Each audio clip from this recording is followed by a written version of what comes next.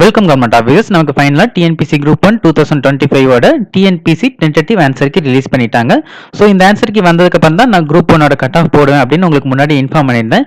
But அந்த வீடியோவில் வந்து ரொம்ப சவுண்ட் அதிகமாக இருந்தனால நான் அந்த வீடியோ டெலிட் பண்ண வேண்டிய சுச்சுவேஷன் வந்துருச்சு. ஸோ அதனால் டெலிட் பண்ணிட்டேன். ஸோ இந்த வீடியோவில் நம்ம குரூப் 1 கட் ஆஃப் பார்க்கலாம். இது வந்து 100% அப்படின்னு நான் இப்போவே சொல்லிட மாட்டேன். இது வந்து நான் உங்களுக்கு டிஸ்க்ளைமர் மாதிரி கொடுத்துட்றேன்.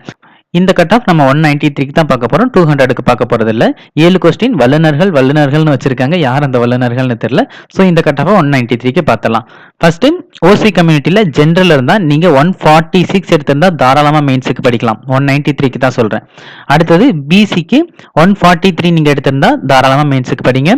எம்பிசிக்கு 142, பிசிஎம்க்கு 138, எஸ்சிக்கு 137, எஸ்டிக்கு 133. இதுல விமன் கோட்டாக்கு கொஞ்சம் குறையும். அதையும் நம்ம பார்த்துடலாம். ஒரு ஜஸ்ட் 2-3 மார்க்ஸ் தான் டிஃபரெண்டா இருக்கும்.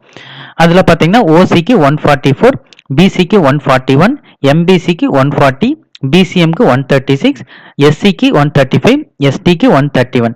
இதுல பிஎஸ்டிஎம் வந்து நல்ல ரோல் பிளே பண்ணும். ஏன்னா குரூப் 1ல அது ஒரு இம்பார்ட்டன்ட். ஸோ அதுக்காகவே தனியா ஒரு டிகிரி எல்லாம் படிக்கிறாங்க. ஸோ அதை நம்ம இப்போதைக்கு இங்க தள்ளி வச்சிடலாம். பட் பிஎஸ்டிஎம்மோட கட் ஆஃப் பார்த்துடலாம்.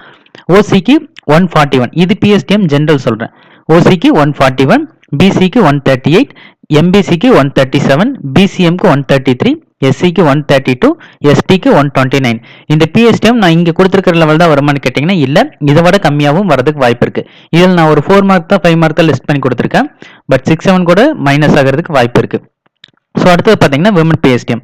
விமன் பிஎஸ்டிஎம்ல ஓசிக்கு 139, பிசிக்கு 136, எம்பிசிக்கு 135, பிசிஎம்க்கு 131, எஸ்சிக்கு 130, எஸ்டிக்கு 127.